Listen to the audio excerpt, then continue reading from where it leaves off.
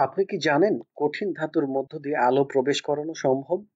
এটা শুনতে অসম্ভব মনে হলেও বিজ্ঞান আমাদের দেখিয়েছে একটি চমকপ্রদ উপায়। চলুন জেনে নেই এই মজার প্রক্রিয়া। প্রথমত আমরা যেটা ব্যবহার করব তা হলো ধাতুতে ন্যানোহোল তৈরি করার প্রযুক্তি। এই ছোট ছোট গর্ত বা ন্যানোহোল তৈরি করার জন্য প্রায়ই লেজার বা বিশেষ ইলেকট্রনিক বিম ব্যবহার করা হয়। যখন আলো এই ন্যানোহোলগুলোর মধ্য দিয়ে যায় তখন এটি বিশেষ প্রক্রিয়া ঘটে যাকে বলা হয় প্লাজমনিক রেজোন্যান্স। এটি ধাতুর উপরে থাকা ইলেকট্রনের সঙ্গে আলোর তরঙ্গের মিথস্ক্রিয়ার ফলে ঘটে। এছাড়া এই প্রক্রিয়ার মাধ্যমে বিভিন্ন রঙের আলো তৈরি করা যায়। বিজ্ঞানীরা এই প্রযুক্তি ব্যবহার করেছেন ছোট ইলেকট্রনিক ডিভাইস এবং অপটিক্যাল সেন্সরে। বিজ্ঞান আমাদের প্রতিনিয়তই অবাক করে দিচ্ছে।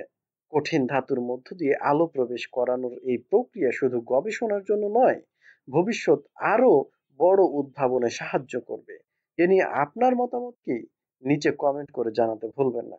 ভিডিওটি ভালো লাগলে লাইক দিন এবং আমাদের চ্যানেল সাবস্ক্রাইব করুন। আসসালামু আলাইকুম।